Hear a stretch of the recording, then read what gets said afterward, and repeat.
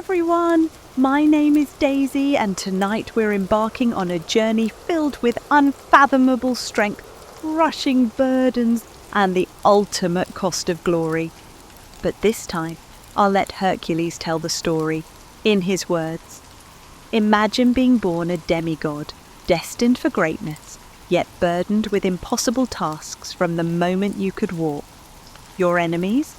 They aren't just other men, they're gods, beasts and curses sent by the very heaven. Before we dive into the chaos of Hercules' world, go ahead and tap that like button and subscribe to the channel, as it helps me keep bringing you stories like this. And don't forget to drop a comment letting me know where you're tuning in from and what time it is for you. I'm still a bit nervous sharing these stories with you, but I'm honoured to help guide you into sleep.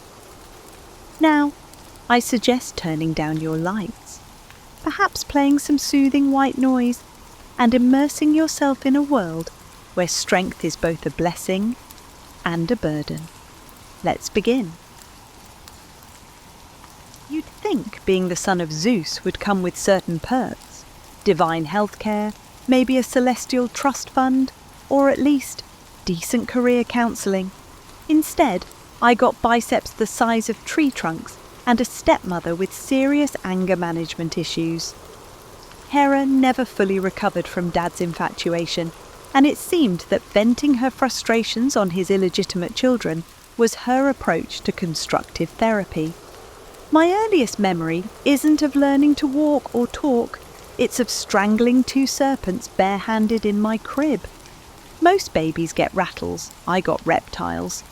The poor snakes probably thought they were getting an easy meal, but instead found themselves in what must have been the world's first infant wrestling match. My mortal mother, Alcmene, walked in to find me playing with what looked like two very long, very dead jump ropes. She fainted, I giggled and asked for milk. Growing up was what you might call challenging. When other kids played tag, I accidentally sent playmates flying across the playground. During our games of hide and seek, I would unintentionally grasp tree branches too tightly, resulting in the possession of lumber rather than leaves. My adoptive father, Amphitryon, had to reinforce every chair in the house after I went through what he diplomatically called my huggy phase. School was particularly awkward. While other children practiced their letters, I was learning damage control. Hercules, my tutor would say, when you raise your hand to answer a question, please don't actually raise the desk with it. Mathematics became an exercise in restraint. I went through more abacuses than a Chinese accounting firm. The worst part, I was genuinely trying to be gentle. The other kids weren't mean, exactly, but they treated me like I was made of dynamite wrapped in eggshells. Birthday parties were exercises in careful choreography. Hercules is coming! Hide the furniture! No, literally hide it! Parents would whisper instructions, like military commanders preparing for siege warfare. I learned to eat cake with surgical precision and to clap so softly it was practically mime work. My teenage years brought new complications. Puberty is difficult enough without accidentally demolishing your bedroom every time you stretch. I went through beds like tissues, walls like paper, and my mother's patience like a man possessed. The local carpenter knew us by name and had us on a monthly payment plan. Just put it on the Hercules tab, became his standard greeting. Dating was not an option. What girl wants to hold hands with someone who might accidentally crush every bone in her fingers? I tried writing love letters instead, but my grip was so strong I kept snapping quills and leaving finger-shaped dents in desks. By the time I finished one letter, it looked as if it had been through a war zone. Romance, I learned, requires a delicate touch, something I possessed about as much as a charging rhino has for manners. The worst part wasn't the physical destruction, though, it was the isolation. When you're capable of accidentally harming everyone around you, you learn to keep your distance. I became an expert at lonely hobbies, stargazing, the stars were safely out of reach, stone skipping, I had to find huge stones, and philosophical thinking, harder to break than most activities. My parents tried to help, bless them. They enrolled me in every gentle activity they could find, including flower arranging, where I crushed more petals than a perfume factory, pottery, where I struggled with the clay, and music lessons, where I struggled with the lyres more than a divorce attorney does with tissues. The music teacher finally suggested I take up percussion. At least drums were supposed to be hit hard. But perhaps the most embarrassing incident of my youth happened during a religious festival. The temple chose me to carry an offering, a tremendous honour I vowed not to squander. The ceramic vase I was meant to carry was beautiful, painted with scenes of gods and heroes in brilliant blues and golds. I held it like it was made of butterfly wings, walking with the careful precision of a surgeon. Everything went perfectly until I sneezed. The sneeze launched me backward about 3 feet, the vase flew forward about 6 feet, and the entire crowd scattered like startled pigeons. When the dust settled, I was standing in the middle of what looked like a ceramic graveyard, covered in olive oil and honey, while the town's most sacred relic lay in pieces that wouldn't have challenged a jigsaw puzzle enthusiast. That's when I realised my life would never be normal, and normal life would never be mine. I was Hercules, blessed with strength, cursed with consequences, and destined for adventures I hadn't even begun to imagine. After the Great Vase incident of my 16th year, my parents decided I needed proper training.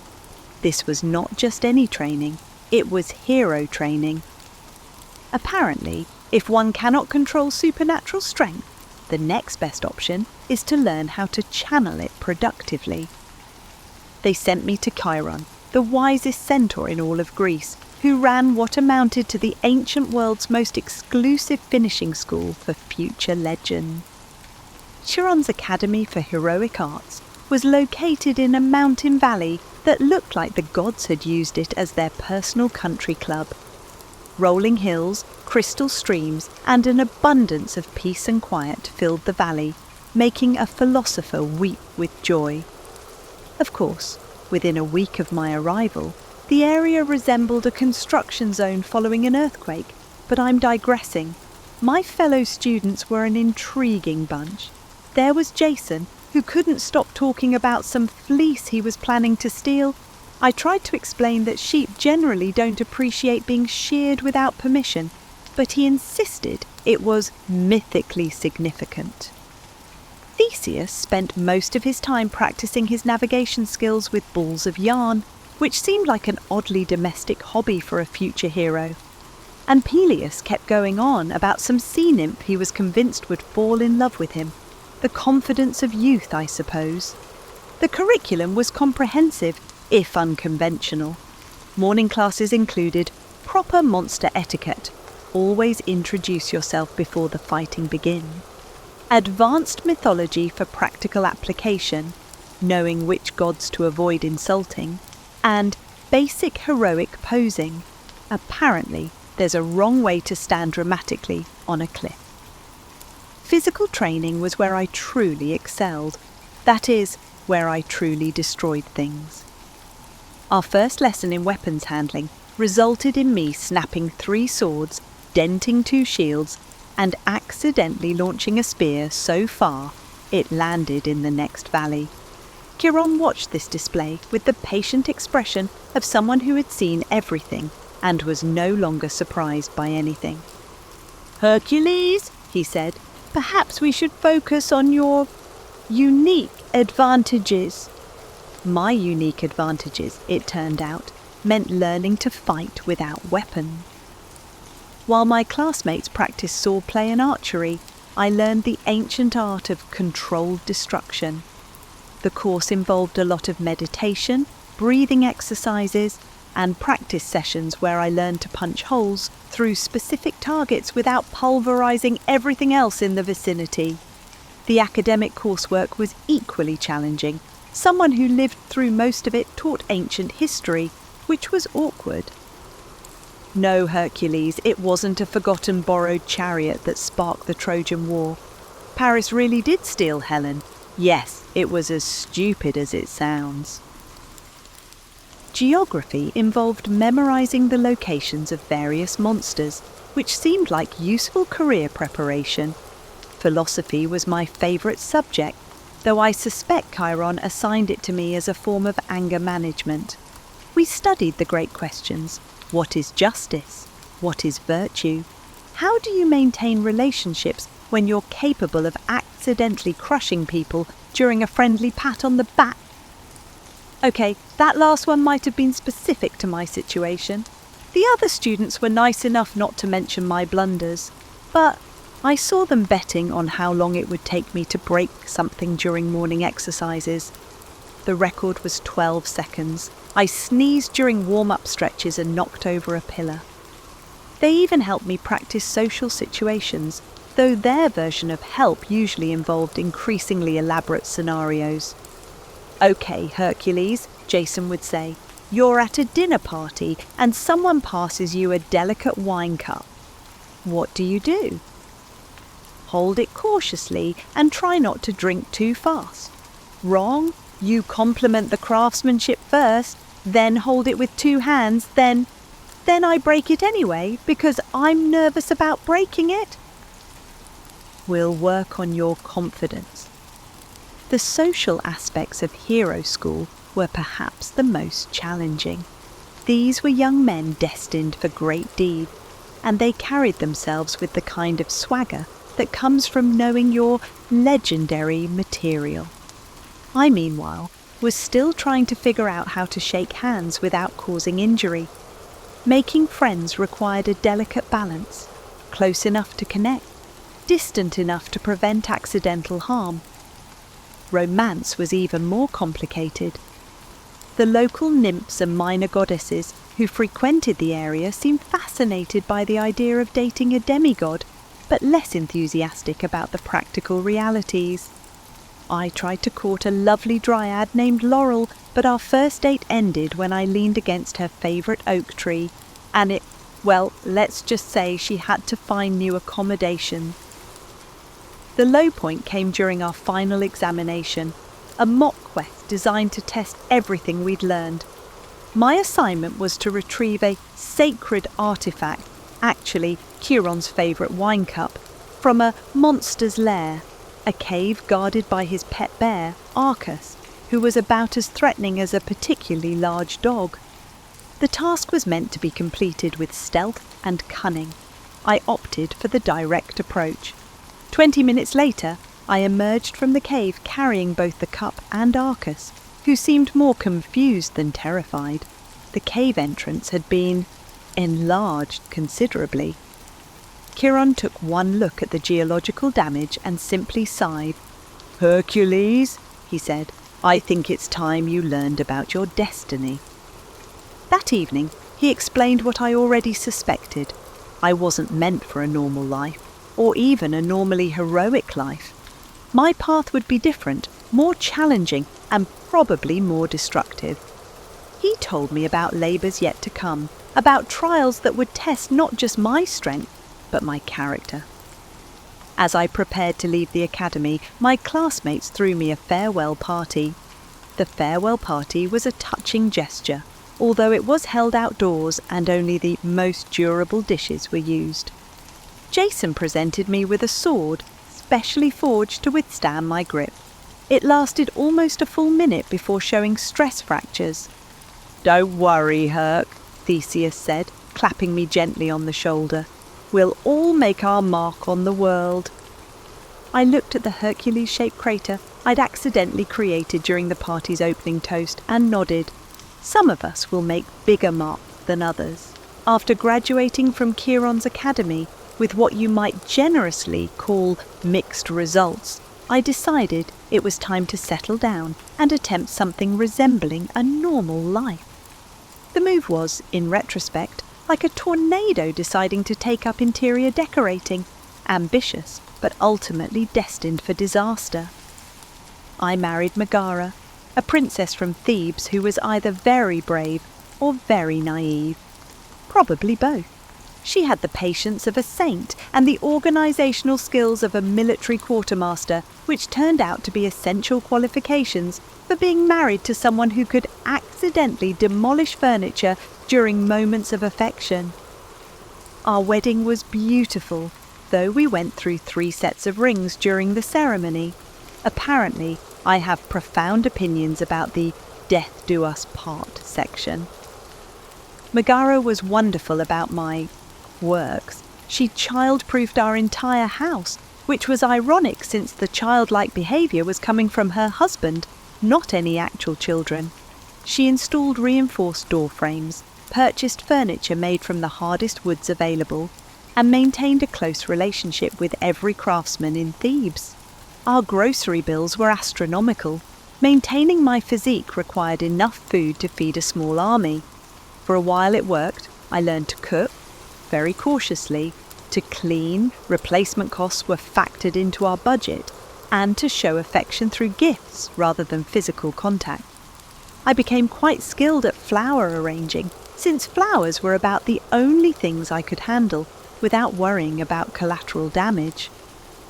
Megara kept a garden specifically for my practice sessions. We had 3 children, and fatherhood was, well, imagine trying to change a diaper while wearing boxing gloves filled with concrete. Every milestone was an adventure in restraint. First steps were celebrated from a safe distance. Bedtime stories required specially reinforced books. We used clay balls to teach them to play catch, as anything softer would have sent them into orbit. My children, bless them, inherited their mother's intelligence and their father's enthusiasm. They learned early to duck when Daddy sneezed and to never ask for piggyback rides. They also developed an impressive vocabulary of construction terms, since we always seemed to be rebuilding something. But Hera, my dear stepmother, wasn't content to let me enjoy domestic bliss. She'd been remarkably quiet during my academy years, which should have been a warning sign. Hera's plotting was like a volcano before an eruption. The quiet was more terrifying than the noise. Her revenge, when it came, was characteristically cruel and psychologically sophisticated. She didn't attack me directly. That would have been too simple. Instead, she cursed me with madness, but not just any madness. She deliberately targeted me with a surgical madness that aimed to destroy everything I held dearest. I don't remember much from that day. What I do remember comes in flashes, like trying to piece together a nightmare from scattered images. I remember Megara's face changing from concern to fear to something worse. I remember my children's voices. I always remember my hands and the terrible strength in them that I couldn't control. When the madness lifted, I found myself standing in the ruins of everything I'd built. I was the reason. My family was no longer just absent, but forever gone. The house appeared as though lightning had struck it, and indeed it had. The worst possible instrument channeled divine lightning. The grief was unlike anything I'd ever experienced. Physical pain I understood. I'd been training to endure and overcome the physical challenges my entire life. But this was different. This was the kind of pain that made you understand why some people just stopped. They simply sat down and never got up again. But wallowing wasn't an option, partly because Hera was far from finished with me. Word came from the oracle at Delphi. I was to present myself to my cousin Eurystheus, king of Tiryns, and perform whatever labours he assigned. Failure to comply would mean eternal punishment. The oracle was vague about success, but it was better than eternal punishment. I knew this was Hera's doing. Eurystheus was her puppet, a weak man elevated to power specifically to torment me. The irony wasn't lost on me. I, who could strangle lions with my bare hands, was to be commanded by a man who probably couldn't strangle a house cat with assistance. The journey to Tiryns gave me time to think. though thinking was the last thing I wanted to do. Every step took me further from what remained of my old life and closer to, what? Redemption? Punishment? Both? I tried to understand what had happened. The madness hadn't felt like madness while it was occurring. It had felt like clarity, like suddenly seeing threats that needed to be eliminated. That was the most terrifying part. If I couldn't trust my perceptions, my judgment, then what use was all my strength? The road to Tiryns was busy with travellers, and I quickly discovered that my reputation had preceded me. People whispered when they thought I couldn't hear. "That's him," they'd say. "That's Hercules, the one who—" And then they'd trail off, unwilling to finish the sentence. Some looked at me with fear, others with pity. The fear I understood. I was dangerous, demonstrably so. The pity was harder to bear. I wasn't some tragic figure to be sympathised with. I was a man who had failed at the most basic human responsibility, protecting those he loved. I arrived in Tiryns as the sun was setting, creating long shadows that covered the city walls. The guards recognised me immediately and escorted me to the palace, with the kind of careful courtesy reserved for wild animals that might or might not be tame. Eurystheus received me in his throne room, but he maintained a respectful distance and seemed to have several escape routes planned. He was a small man, the kind who compensates for physical weakness with elaborate displays of authority. His crown was too big for his head, and his throne was elevated so high he needed a step stool to reach it. "Hercules," he said, his voice carrying more confidence than his trembling hands suggested. "You come to me seeking redemption for your crimes." I nodded, not trusting my voice.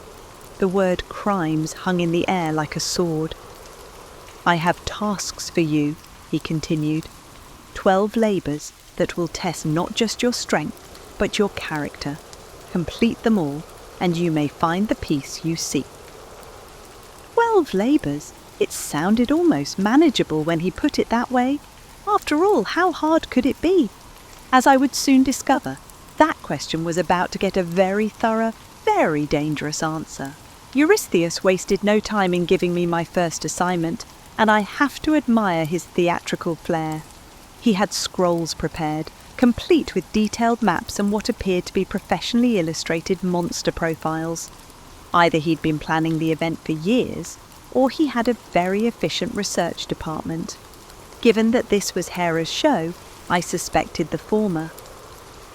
"Your first labour," he announced with the kind of dramatic pause that suggested he'd been practising in the mirror, "is to slay the Nemean lion." Now, I'd heard of the Nemean lion. Everyone had. It was the kind of monster that made other monsters nervous. A lion the size of a small house, with a hide supposedly impervious to weapons and an attitude problem that made rabid wolverines look friendly.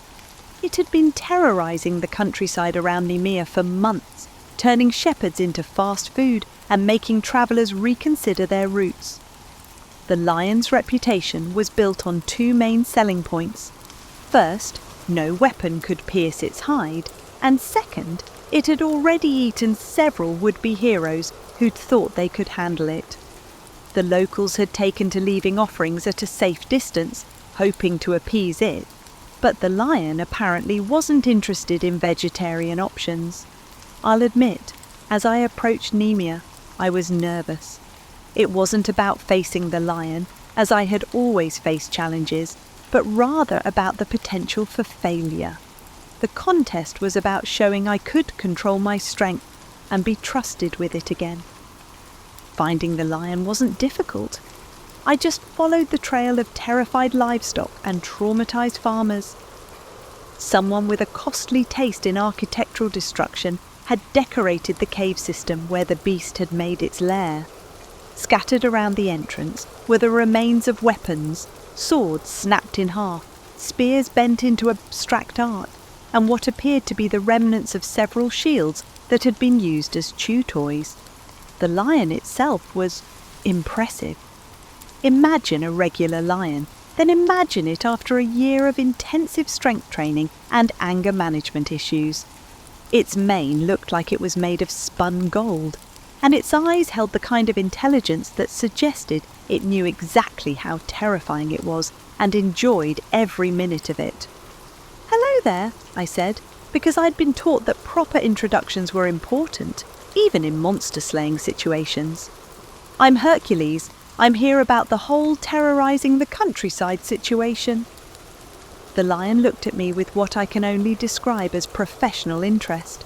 It tilted its head slightly, as if calculating the most efficient way to turn me into lunch. Then it charged. The impact resembled a landslide armed with claws.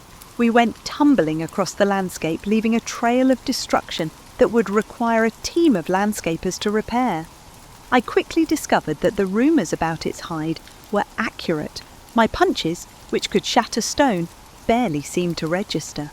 But I also discovered something the rumours hadn't mentioned. The lion was quick, but I was faster. And while it was strong, I was stronger. The fight transformed into a wrestling match, one that would have made my old academy instructors proud if they had been able to see it through the dust clouds. For me, the solution was almost embarrassingly straightforward. If I couldn't penetrate the hide from the outside, maybe I could apply pressure from the inside. I got the lion in a headlock, carefully, because even in the middle of a life or death struggle, I was conscious of not applying too much force too quickly, and simply squeezed until it stopped moving. The aftermath was quiet, similar to the silence that follows all terrible violence. The lion lay still, and I sat next to it trying to process what had just happened. I'd done it. I'd completed my first labour without losing control, without letting the rage take over. It was a small victory, but it felt enormous. Getting proof of my success back to Eurystheus presented its challenges. The lion was too heavy to carry whole, so I did what any practical hero would do. I skinned it and wore the hide as a cloak. The process was tricky, since no blade could cut it, but I discovered that the lion's own claws were sharp enough to do the job. Upon seeing me enter his throne room, wearing a lion-skin cloak, Eurystheus nearly toppled from his elevated seat.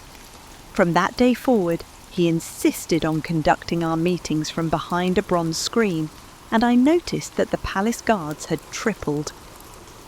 "Well done," he said, his voice slightly muffled by the protective barrier. "But don't let it go to your head. Your second labour will be significantly more challenging." The Hydra of Lerna, he explained, was a water serpent with multiple heads that grew back when severed, and not just one head per cut, but two.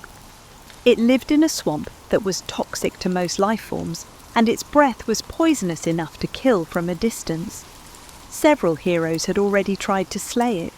Their statues now decorated the creature's lair, which was either a mark of respect or a very morbid trophy collection. And Eurystheus added with obvious satisfaction, "You must face it alone, no help from your nephew Iolaus." This warning was clearly aimed at preventing me from using teamwork, but it overlooked something important. I'd learned to work alone out of necessity. When you're capable of accidentally harming your allies, solo missions become the default. The journey to Lerna was unpleasant, but educational. The closer I got to the swamp, the more the landscape changed. Healthy green gave way to sickly yellow, then to grey, and finally to the kind of black that suggests nature has given up entirely. The air itself seemed thick enough to chew, and I found myself breathing shallowly to avoid too much contact with whatever toxins were floating around. The Hydra was waiting for me, indicating either its confidence or stupidity. The creature was massive. Imagine a snake the size of an oak tree, but with 9 heads, each the size of a horse, and an attitude that made the Nemean lion look positively friendly. Its heads moved independently, creating a hypnotic pattern that was probably meant to confuse prey before the killing bite. "I don't suppose we could discuss this like civilized beings?" I asked, because optimism costs nothing. 9 mouths opened in what might have been laughter or preparation for an attack. The sound resembled wind blowing through a graveyard that was also on fire. The fight was unlike anything I'd experienced. Every time I managed to sever a head, using a sword I'd borrowed from a statue that clearly wasn't using it anymore, 2 more grew back. Worse, the creature seemed to be learning from each exchange, adapting its tactics to counter mine. During a brief pause, as I struggled to resist the acid breath's dissolution, I suddenly realized the solution. But I needed to cauterize the wounds before new heads could grow. I grabbed a torch from the swamp, everything in that place was flammable apparently, and began a careful dance of severing and burning. It worked, but slowly. Each head required precise coordination: cut, burn, move to avoid retaliation, repeat. By the time I reached the final head, I was exhausted, scorched and covered in substances I preferred not to identify. The last head I noticed was different. It was larger, older, and possessed the appearance of someone who had witnessed a great deal and recalled everything. When I finally severed it, the entire body dissolved into mist, leaving only silence and the smell of sulphur. Eurystheus accepted my account of the Hydra's defeat with what appeared to be genuine disappointment. "Very well," he said, "but your third labour will test a different kind of skill entirely." The Serene hind, he explained, was a deer sacred to Artemis, golden-horned, bronze-hooved and faster than anything that had ever lived. My task was to capture it alive and bring it back without harming it in any way. No killing, Eurystheus emphasized, no injury, and certainly no property damage to anything belonging to a goddess. As I set out for my third labour, I couldn't help but think that Eurystheus was getting creative with his challenges. First, overwhelming force, then strategic thinking. Currently, the focus is on precision and swiftness. I was beginning to suspect that these labours were about more than just punishment. They were education. The question was, education for what? After the delicate operation of capturing the Serene hind, which involved a year-long chase across half of Greece, and a very awkward conversation with Artemis about proper deer handling etiquette, I was beginning to understand that Eurystheus had a twisted sense of curriculum design. Each labour seemed specifically crafted to address a different aspect of the Hercules problem: too much strength, too little control, and an unfortunate tendency to solve problems through direct application of force. Labour 4 introduced me to the concept of urban pest control on a mythological scale. The Erymanthian boar was essentially a walking natural disaster with tusks, a creature so destructive that entire villages had been relocated just to get out of its migration path. Unlike my previous opponents, this one wasn't evil or malicious. It was just really huge and had strong opinions about property boundaries. The chase led me up Mount Erymanthos in the middle of winter, which taught me that superhuman strength doesn't include resistance to frostbite. I'd never appreciated how difficult it is to maintain your grip on things when you can't feel your fingers. The boar, meanwhile, seemed perfectly comfortable in the snow, charging through drifts like they were made of powder. The capture required a bit of creative thinking. Rather than trying to overpower the boar directly, I chased it into a snowbank deep enough to immobilize it, then carried it back to Eurystheus in a net.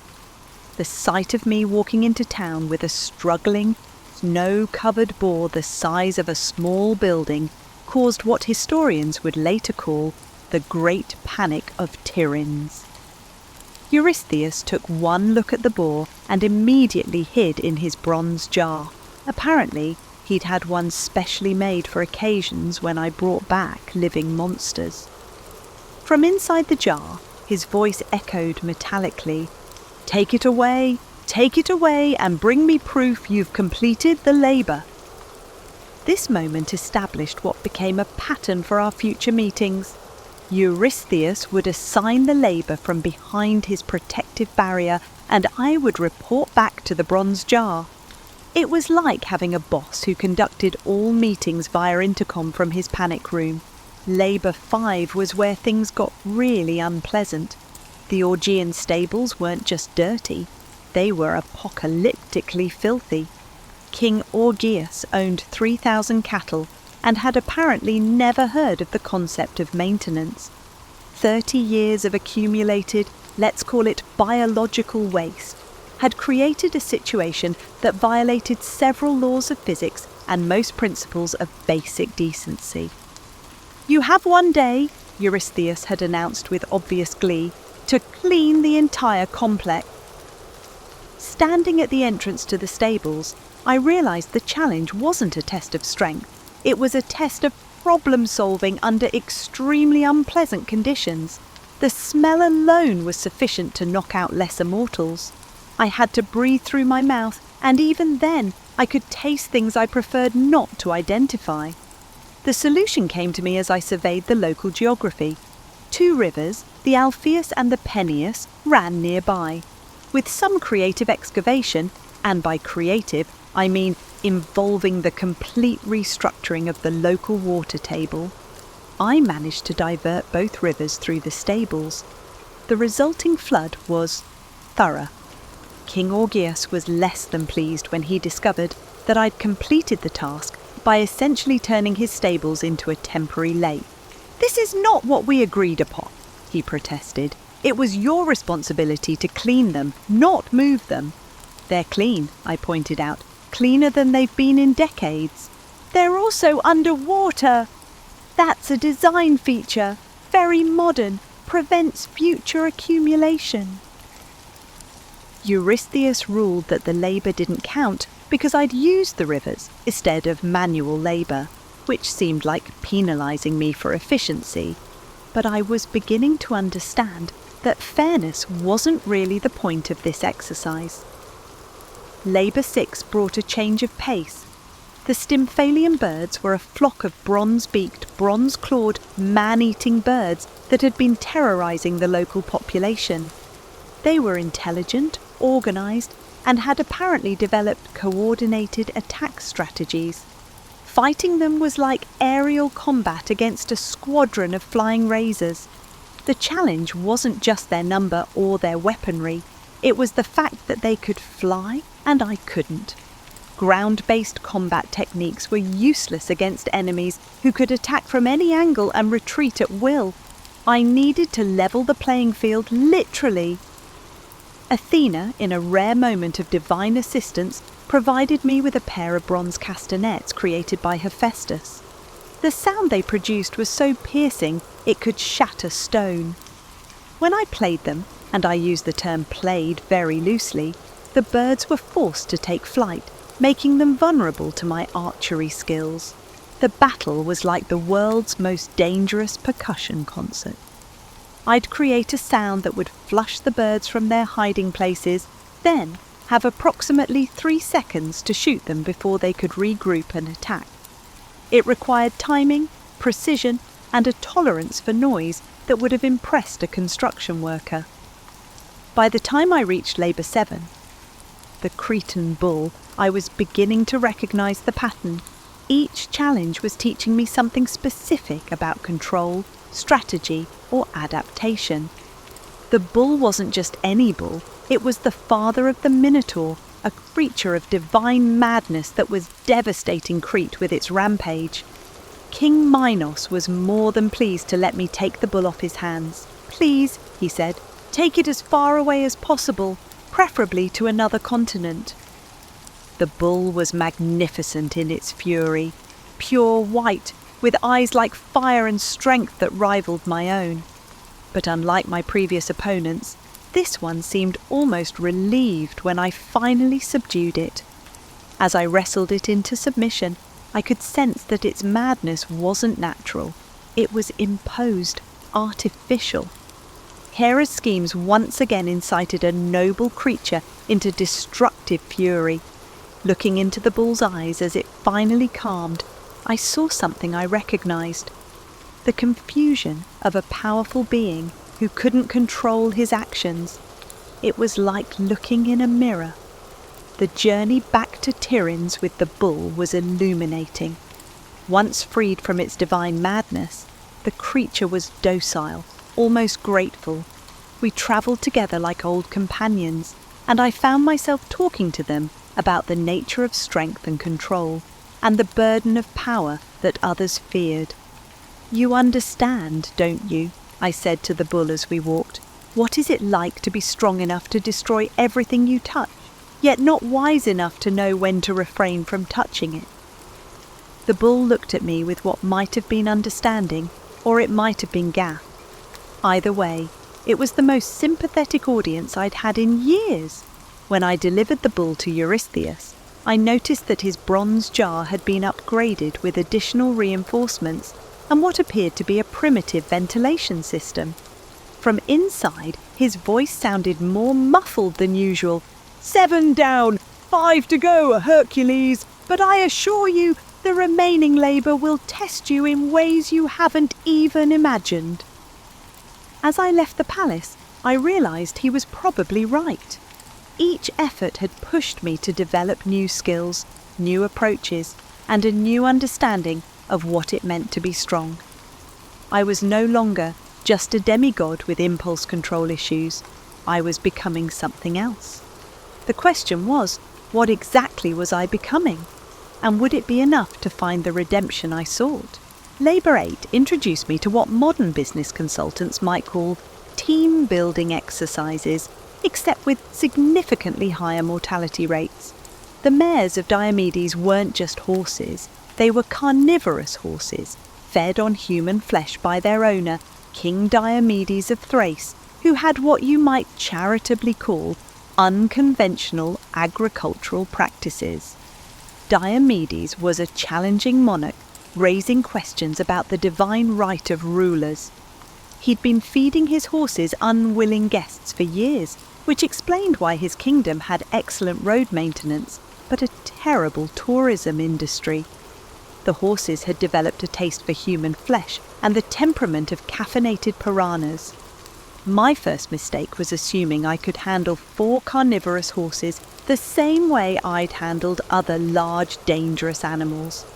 These weren't just strong, they were cunning, working together with pack coordination. When I approached their stable, they didn't charge immediately. Instead, they spread out, flanking me like military strategists. The fight was unlike anything I'd experienced.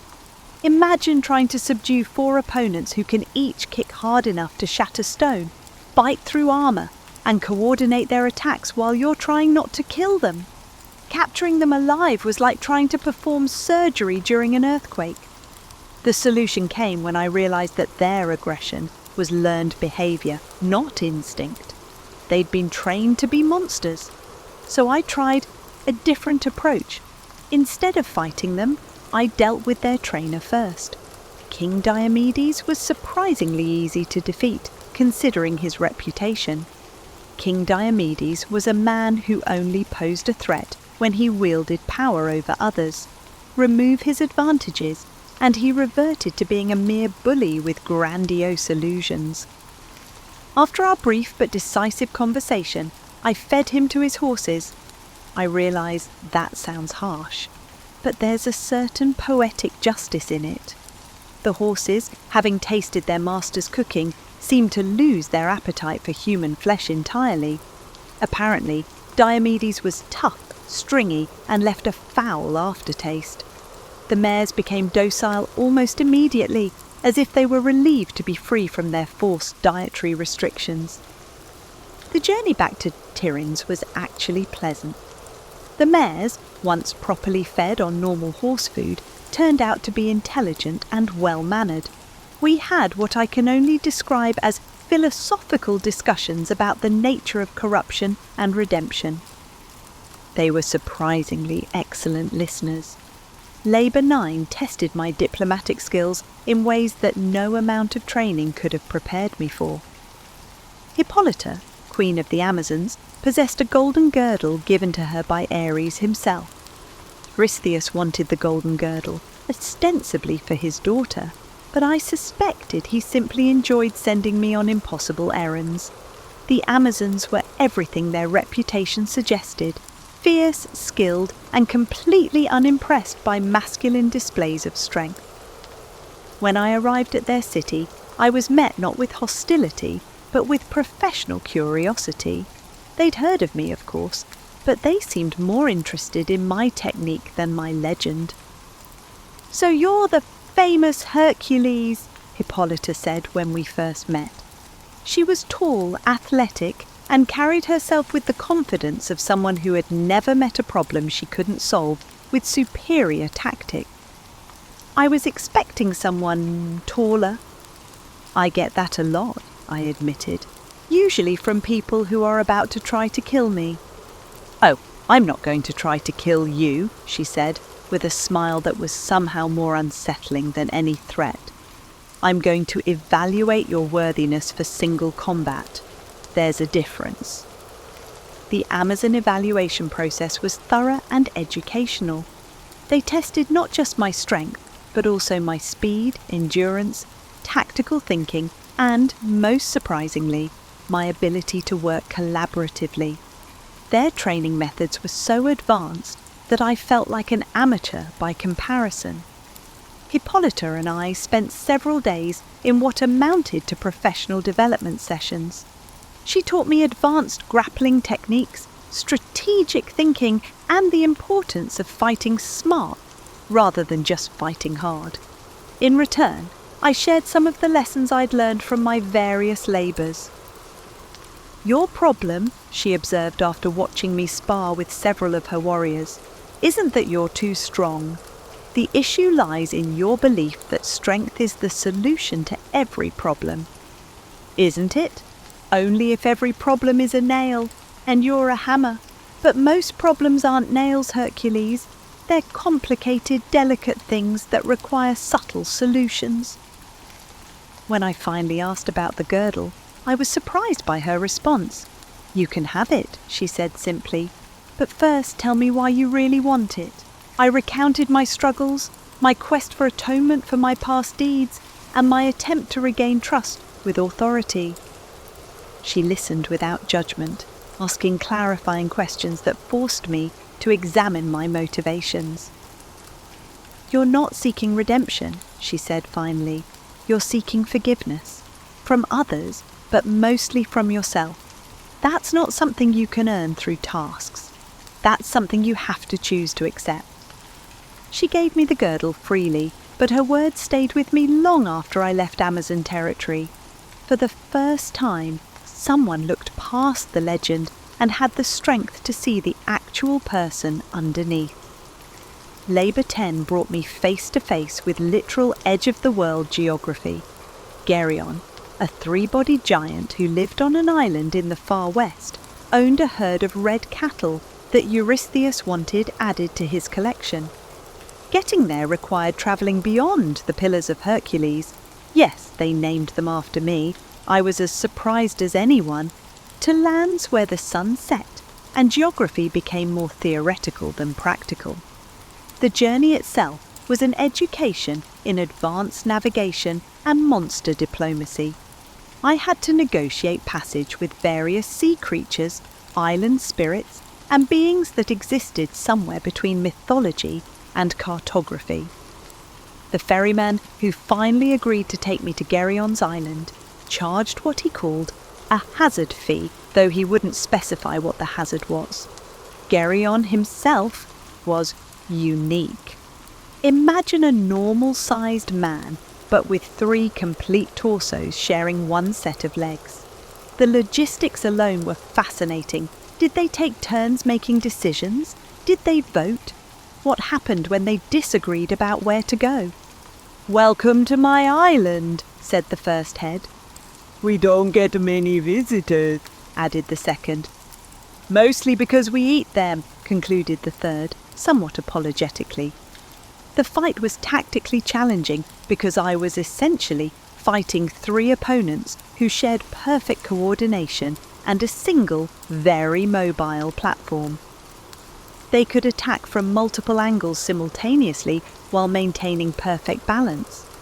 It felt like fighting a one-man army, which was actually composed of 3 individuals.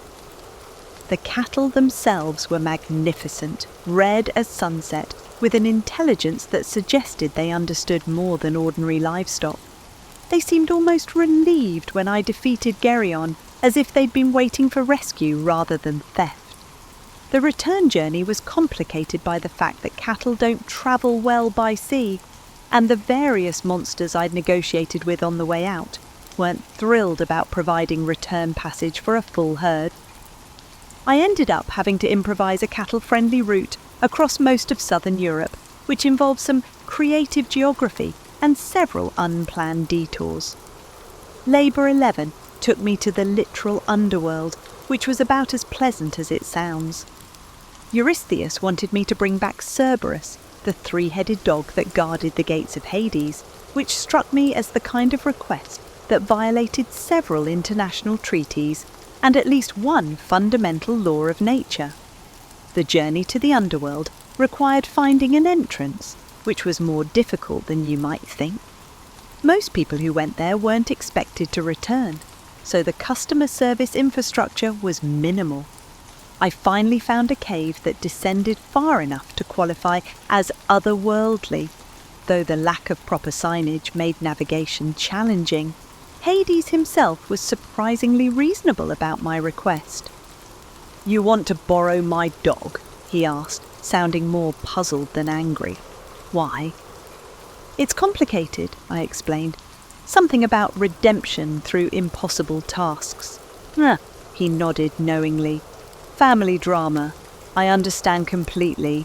You can take Cerberus, but only if you can subdue him without weapons and return him unharmed." Cerberus was everything his reputation suggested. 3 heads, each the size of a small house, with teeth like swords and breath that smelled like a 1,000-year-old graveyard. But he was also, fundamentally, a dog. Despite being a large, dangerous and 3-headed dog, he remained a dog at heart. The fight was more like an intensive training session with an over-enthusiastic puppy, if the puppy weighed several tons and had multiple personalities. Each head had its temperament, one aggressive, one defensive, and one that seemed mainly interested in sniffing things. I had to learn to work with all 3 simultaneously. The solution was essentially advanced dog psychology. Once I understood what each of Cerberus's 3 heads wanted, attention, respect and belly rubs respectively, patience and proper technique were all that remained.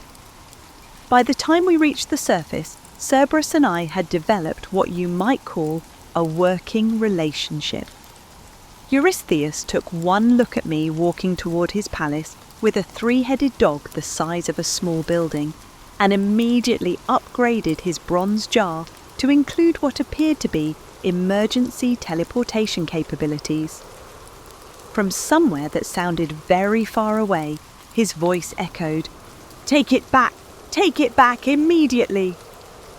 After returning Cerberus to his proper home, he seemed happy to be back, though he did give me what I interpreted as a farewell lick with all 3 tongues. I realised that I had just 1 labour remaining.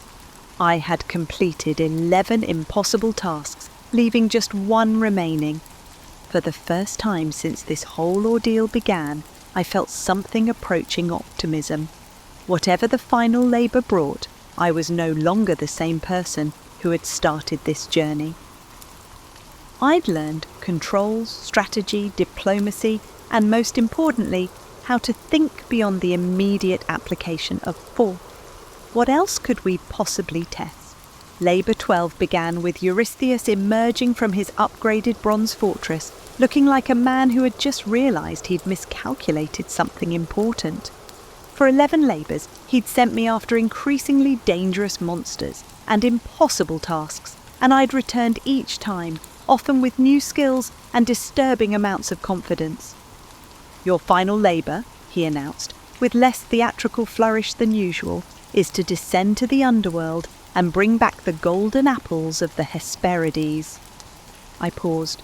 Didn't I just come back from the underworld? Different underworld, he said quickly. These apples are in the garden at the edge of the world, guarded by the daughters of Atlas and a dragon that never sleeps. The apples grant immortality to anyone who eats them. And you want me to steal them? I want you to acquire them through whatever means necessary, he corrected, probably for legal reasons. The more I thought about this final task, the more I realised it wasn't really about the apples. Eurystheus could have asked for anything. More monsters, more impossible feats of strength, more creative destruction. Instead, he'd chosen something that required navigation, negotiation, and the kind of problem-solving that had nothing to do with muscle mass. Finding the Garden of the Hesperides was like trying to locate a place that existed more in concept than geography. The directions I received were unhelpfully poetic. Where the sun sets behind the world, beyond the pillars of the earth, and turn left at the edge of everything you know. The GPS systems of the past were far from ideal. The journey took me across landscapes that gradually became less terrestrial and more theoretical. I passed through regions where the laws of physics were more like suggestions, where geography rearranged itself according to symbolic logic, rather than geological processes. I found Atlas first, which was impossible to miss since he was holding up the sky. Atlas, as advertised, was a titan of incredible size, bearing the weight of the heavens on his shoulders, and his expression suggested he had been contemplating his life choices for several millennia. "Hercules," he said, when he noticed me approaching. His voice had the quality of distant thunder. "I've been expecting you. Word travels fast out here. When you're holding up the sky, you have a good view of most things," he pointed out. "You're here about my daughter's apples. I need 3 of them. It's complicated." Atlas considered the question for a moment, shifting his grip on the celestial sphere. "I'll make you a deal. Take over for me temporarily, and I'll get the apples myself. The dragon knows me, and my daughters might be more cooperative with their father than with a stranger." It seemed reasonable enough. How hard could it be? The sky was already up there. I just had to keep it from falling. Atlas carefully transferred the weight to my shoulders, and I discovered holding up the heavens relies less on strength and more on balance, patience, and the ability to think very, very meticulously about every movement. The weight wasn't crushing. It was more like being responsible for everything that had ever existed or ever would exist. Every star served as a source of pressure, while every cloud served as a reminder of the delicate equilibrium that maintained the universe's functioning. It was simultaneously humbling and terrifying. Atlas returned with the 3 golden apples, looking more relaxed than I'd ever seen anyone look. "You know," he said conversationally, "I'd forgotten how enjoyable it is to walk around without cosmic responsibilities. Maybe I'll take a little more time, see the sights." "Atlas," I said carefully, trying not to let my growing panic affect my grip on infinity, "I need to complete this labour and return these apples." "Oh, right," he said, but he didn't move to take back the sky. "Well, you seem to be handling things well. You seem to have a natural talent for it. Maybe you'd like to make this arrangement permanent." The realization that a titan was deceiving me was both impressive and deeply inconvenient. Atlas had been carrying the sky so long that a few minutes of freedom had apparently convinced him to consider early retirement. The solution required what Hippolyta would have called fighting smart. I couldn't overpower Atlas. He was a titan, and even my strength had limits. But I could outthink him. "You know what?" I said. "You're right. I am pretty good at this. But before we make it permanent, could you take it back for just a moment? I need to adjust my cloak so it doesn't chafe under the weight." Atlas, apparently having forgotten what it was like to deal with people who weren't completely honest, helpfully took back the sky while I adjusted my clothing. The moment the cosmic weight was off my shoulders, I grabbed the apples and started running. "Hey!" Atlas called after me. "That's not fair!" "Neither is eternity of unpaid cosmic maintenance," I called back. "Thanks for the apples!" The return journey gave me time to think about what I'd accomplished. I completed 12 labours, and each one taught me something different about strength, control, wisdom, and responsibility. I was no longer the same person who had started this journey. I had learned to solve problems with my mind as much as my muscles, to consider consequences before taking action, and to understand that true strength sometimes meant knowing when not to use it. When I reached Tiryns, I found Eurystheus waiting for me outside his bronze fortress, looking like a man who had just received some very complicated news. "Hercules," he said, "before you give me those apples, there's something you should know. A message came from Delphi while you were gone. The oracle says that your labours are complete and your sentence is fulfilled." I looked at the golden apples in my hands, then at Eurystheus, then at the palace where the adventure had all begun. "That's it. I'm free." "You're free," he confirmed. "But the apples—" I handed them back to him. "Keep them. I don't need immortality. I've learned something more valuable." As I walked away from Tiryns for the last time, I realised that the labours had never really been about punishment or redemption. They'd been about education, learning to be worthy of the strength I'd been given, understanding that power without wisdom was just destruction waiting to happen. The road ahead was uncertain, but for the first time in years, that felt like a beginning rather than an ending. I was Hercules, not just the strongest man alive, but someone who had learned when not to use that strength, how to solve problems that couldn't be punched, and most importantly, how to live with the consequences of my choices. I'd found something better than redemption. I had found wisdom. Unlike golden apples or immortality, wisdom was a self-earned possession that I could never lose or take away. The sun was setting as I walked toward whatever came next, and for the first time in longer than I could remember, I was genuinely curious to find out what that might be. After all, I'd spent 12 labours learning to be a better hero. Now it was time to learn how to be a better man. Thus concludes the personal account of Hercules, who discovered that the greatest strength is knowing when not to use it, and that the most impossible task is often learning to forgive yourself. His adventures would continue, but that's a tale for another time. Becoming Hercules wasn't the glory they sold you. It was sweat, scars, and the constant knowledge that no matter how many monsters I crushed, the gods were always ready with a new trial, like they were just making a game of my suffering. Tonight I shared my story, wrestling lions, carrying the sky, cleaning stables that reeked worse than 1,000 deaths. I showed you the truth behind the legend, the loneliness of being called a hero, the quiet moments when I questioned if I was just a pawn in someone else's plan. And if the weight of it all still keeps your mind racing, let it go. There are other stories waiting, softer and gentler. I'll sit here a while longer, my hands finally still. You deserve peace. You deserve a night without labours. So close your eyes, breathe easy, and let the echoes of my footsteps fade into the dark. Sleep well, my friend, and good night. You wake up one morning to find yourself not in your comfortable memory foam mattress, but on a straw pallet in what appears to be an ancient Greek dwelling. As you stumble to your feet, disoriented and confused, you realise with mounting horror that somehow you've been transported back to the time of Greek mythology. This is not merely ancient Greece, it is the Greece of Greek mythology, where gods walk among mortals and monsters lurk beyond city walls.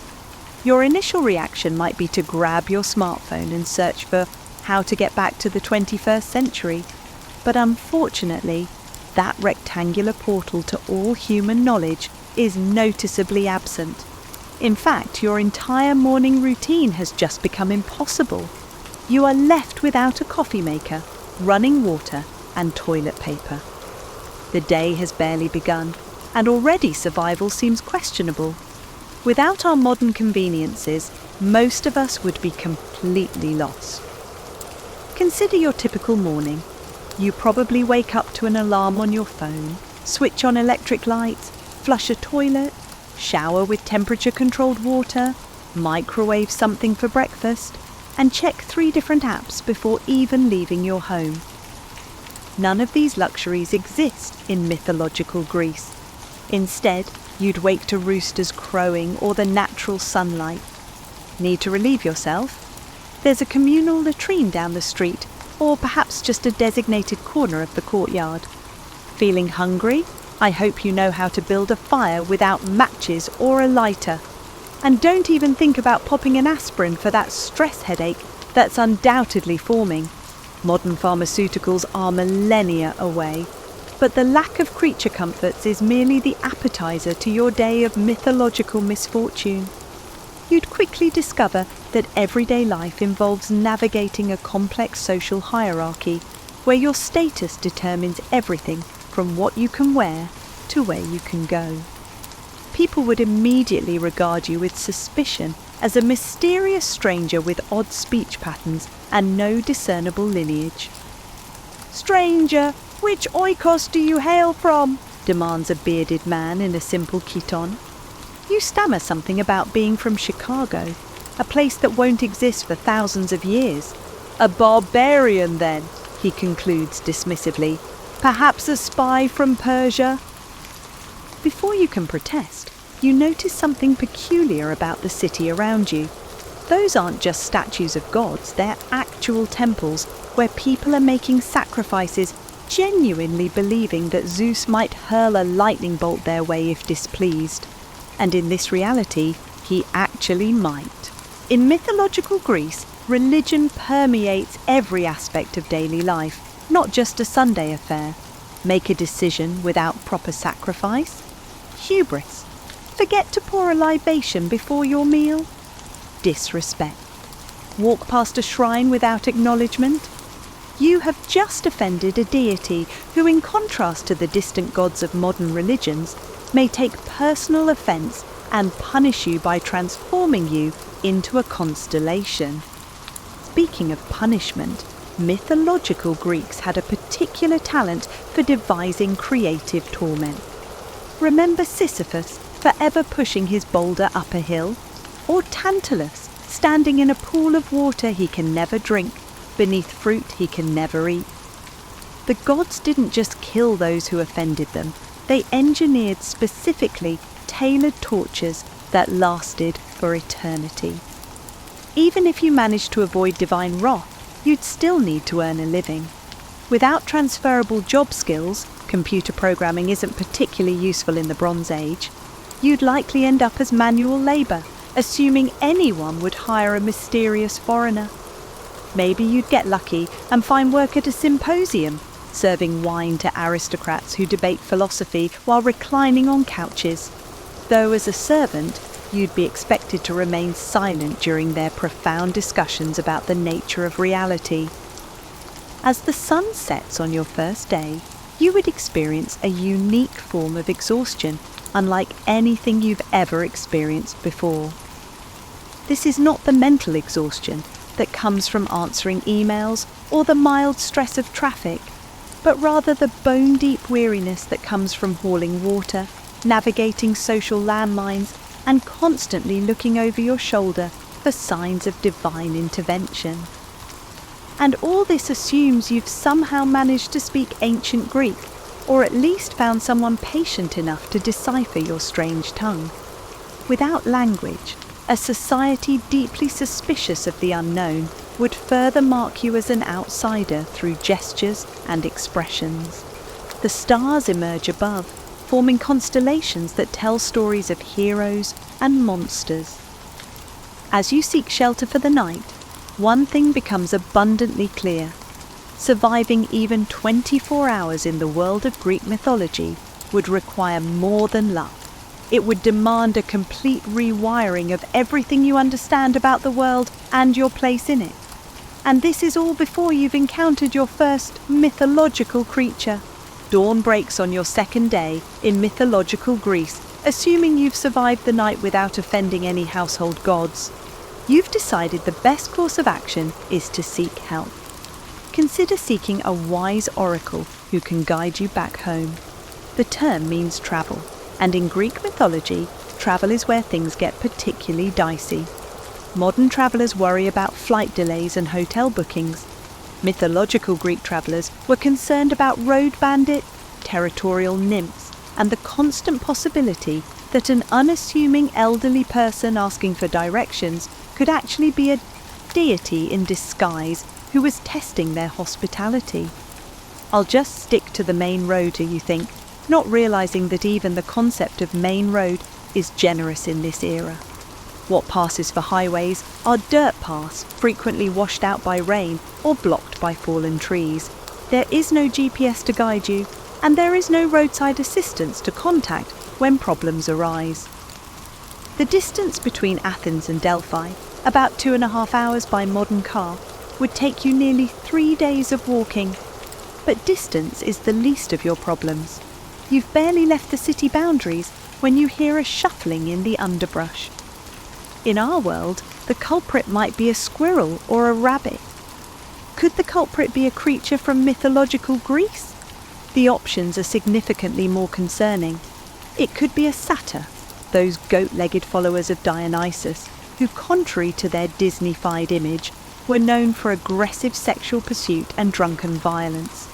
Alternatively, it could be a group of maenads, female devotees of Dionysus, who, in religious ecstasy, have been known to rip men's limbs off with their bare hands. The rustling grows louder, and you quicken your pace. The Greeks had a special category of horror for the wilderness, viewing it as the domain of Pan, whose name gives us the word panic, that sudden, irrational fear that grips travellers in desolate places. And we haven't even started on the proper monsters yet. Remember that most Greek heroes were demigods with divine parentage and supernatural abilities. Hercules had strength beyond mortal capacity. Perseus had divine weapons and guidance. Odysseus had exceptional cunning and the occasional divine intervention. You, on the other hand, have none of these advantages when confronting mythological beasts. Consider the seemingly mundane act of crossing a river. In our world, you'd look for a bridge or a shallow ford. In mythological Greece, that river might be home to a naiad who takes offence at your intrusion. Or worse, you could encounter the Hercules, a river god capable of shape-shifting from bull to serpent to man. Even the landscape itself might be a transformed being with a grudge. That mountain in the distance? Perhaps the gods have imprisoned a giant. Is there an echo in the valley? A nymph is cursed to repeat the last words that she hears. The Greeks understood their world as alive and sentient in ways we've long forgotten. But let's say you're exceptionally lucky. You've avoided hostile wildlife, navigated the supernatural landscape, and now find yourself approaching what appears to be a normal cave where you might shelter for the night. Before entering, you might want to ask some questions. Does this cave belong to someone? In mythological Greece, the answer is almost certainly yes, and the owner might not be human. Is it the den of the Nemean lion with its impenetrable hide? Perhaps it's the workshop of the Cyclopes, those one-eyed giants who forge Zeus's thunderbolts, or maybe, if you're spectacularly unfortunate, it's an entrance to the underworld itself, guarded by Cerberus, the three-headed hound. Even if the cave proves temporarily safe, sleep brings its dangers. Dreams weren't just subconscious ramblings to the ancient Greeks, but messages from the gods or prophecies of things to come. A vivid nightmare might not just disturb your sleep. It could be Morpheus, god of dreams, delivering a divine warning or command. And we would be remiss not to mention one of Greek mythology's most persistent dangers, metamorphosis. The gods transformed humans with alarming regularity and for increasingly petty reasons. Arachne became a spider for boasting about her weaving. Echo became a disembodied voice for talking too much. Narcissus became a flower for being self-absorbed. Did you happen to compliment your reflection in that stream you passed? Hubris, did you pluck some reeds to make a shelter? You might have encountered transformed nymphs. Did you hunt successfully and fail to offer thanks to Artemis? Expect vengeance from the goddess of the hunt. In mythological Greece, the line between people, animals, plants, and geographical features was remarkably fluid. You might begin your journey as a human and end it as a constellation, a flower, or a cautionary tale told around a fire for generations to come. As night falls again, you realise that Greek mythological monsters weren't just physical threats. They represented the incomprehensible chaos of a world not yet fully explained by science. Every shadow concealed potential danger, and every unusual occurrence suggested divine interference. Modern humans, accustomed to rational explanations and physical laws, would find the constant supernatural uncertainty psychologically unbearable. And you still haven't found that oracle. By some miracle, or perhaps the whim of a god who finds your confusion entertaining, you've survived another night. As you persist in your search for a path home, it's crucial to confront the enduring obstacles, the Olympian gods. Forget everything popular culture has taught you about these deities. They're not wise mentors dispensing guidance, nor are they distant cosmic forces. Greek gods are essentially superpowered aristocrats with impulse control issues, immortal, temperamental beings whose moods dictate the fate of nations. Let's imagine you've decided to pray for divine assistance. The process isn't as simple as clasping your hands and whispering a heartfelt plea. Greek prayer was transactional. Sacrifices, libations, and precisely worded vows were required. The gods expected proper protocol and offerings commensurate with your request. Come empty-handed, and you might as well not bother. Or worse, you might offend. But which god should I petition, you wonder? This question alone could determine your survival. Choose poorly, and you might inadvertently step into divine rivalries thousands of years in the making. Need safe passage across the sea? Poseidon seems the obvious choice. But what if you're unknowingly carrying a token of Athena, who maintains a bitter feud with the sea god dating back to their competition for patronage of Athens? Your prayer to Poseidon might register as an insult coming from someone bearing his rival's symbol. The gods' interconnected relationships formed a complex web that even lifelong devotees struggle to navigate. Imagine trying to understand office politics on your first day, except the office spans the cosmos, and a misstep might result in you being transformed into a constellation. Speaking of transformation, the gods were notoriously hands-on with mortals who caught their interest. Zeus, in particular, had a habit of assuming bizarre forms, bulls, swans, showers of gold, to pursue romantic conquests. Being considered attractive by a deity was rarely a blessing. Just ask Callisto, Io, or Semele, all devastated by divine attention. Even seemingly benign divine interest could end badly. When gods recognized exceptional human talent, jealousy often followed. Arachne's weaving skills earned her a contest with Athena and ultimately transformation into a spider. Marsyas challenged Apollo to a music contest, but his presumption led to his demise. Surely, you might think, if I'm respectful and avoid drawing attention, I'll be safe. Unfortunately, in Greek mythology, divine interference wasn't always earned or invited. Gods regularly used mortals as pawns in their squabbles, wrecking lives for reasons entirely unrelated to the individuals involved.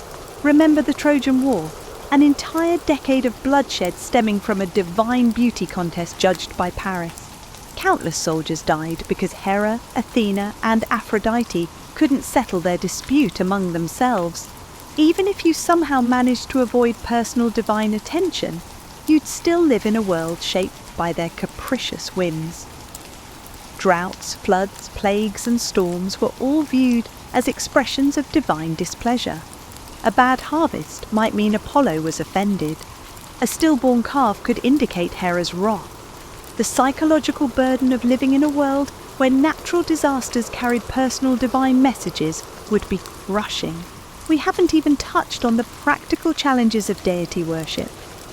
Greek religion lacked centralized dogma or scripture.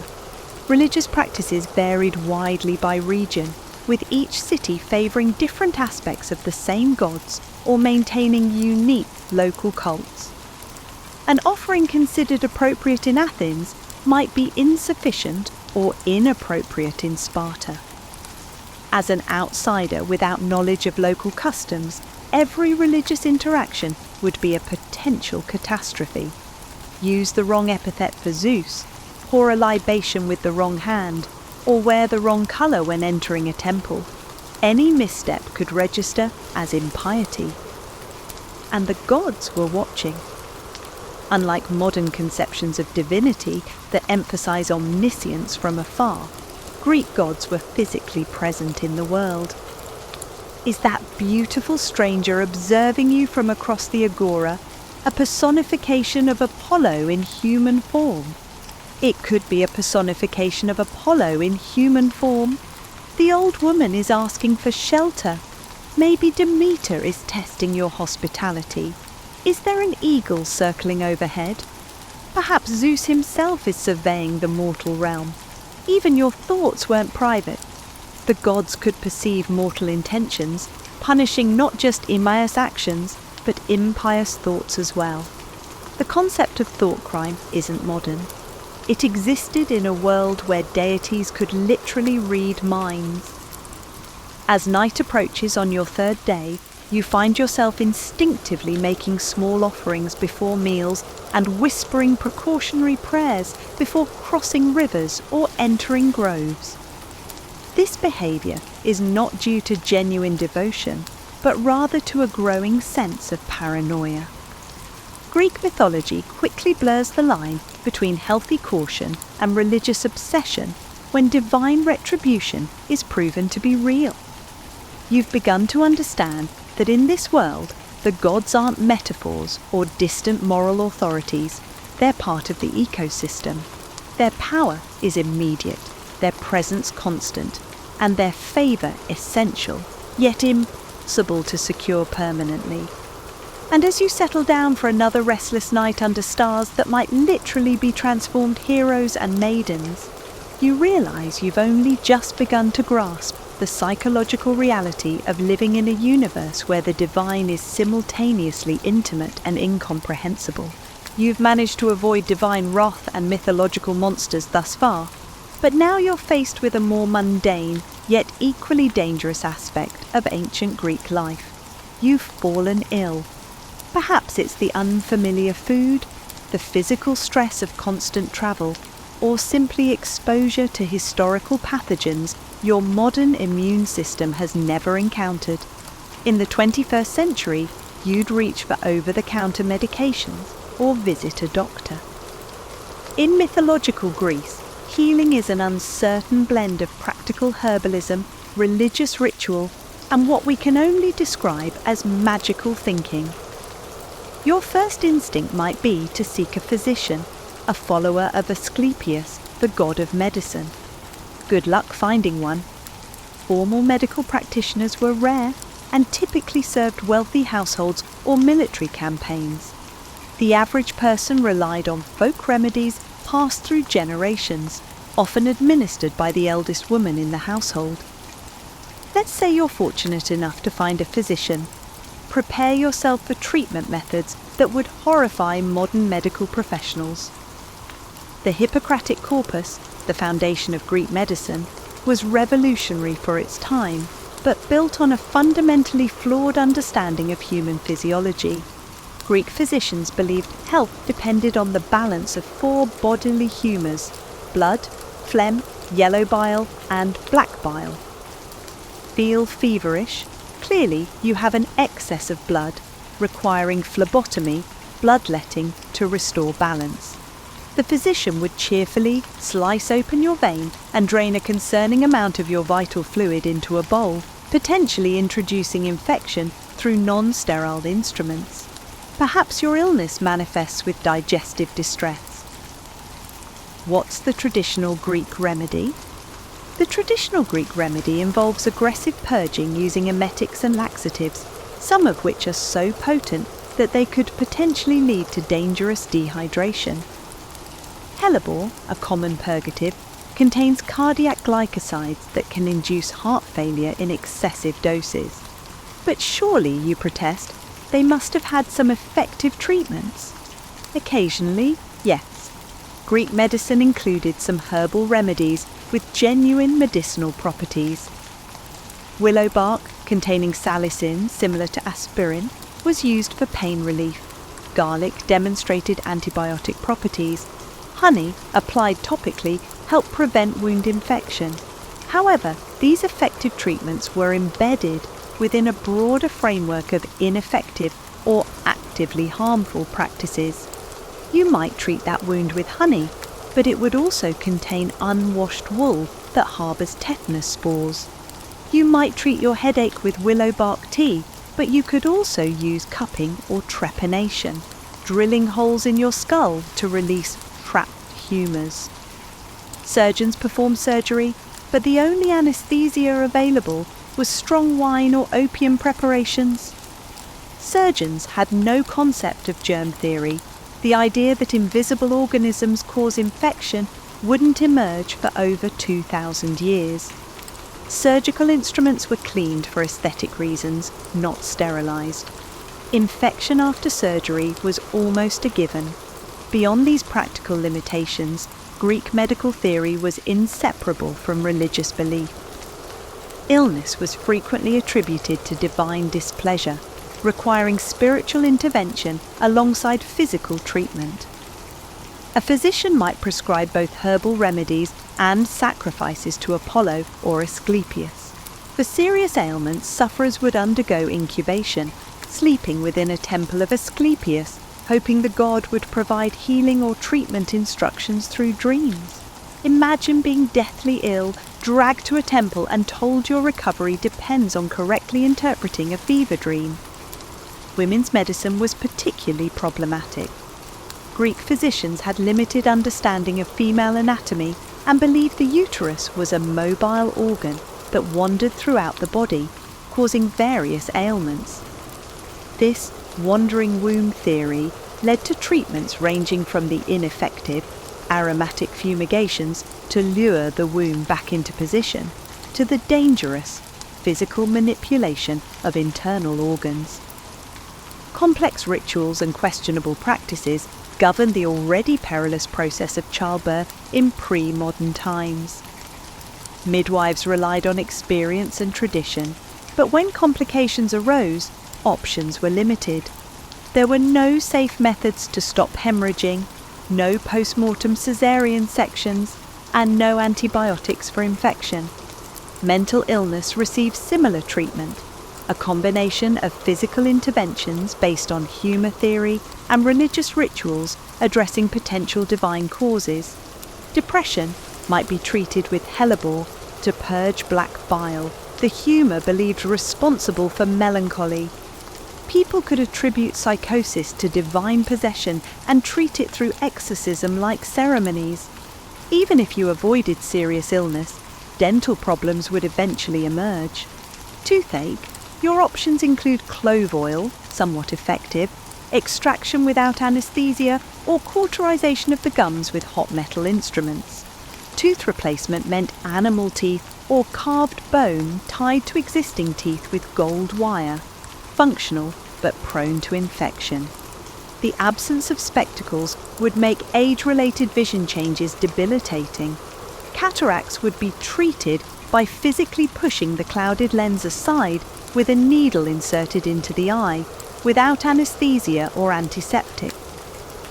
By evening, your illness has worsened.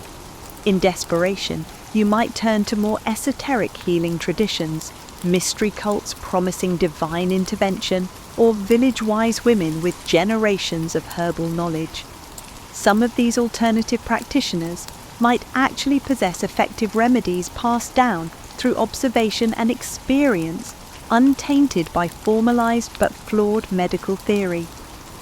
As you drift into feverish sleep, surrounded by well-meaning locals administering questionable concoctions and muttering prayers to healing deities, one thing becomes painfully clear.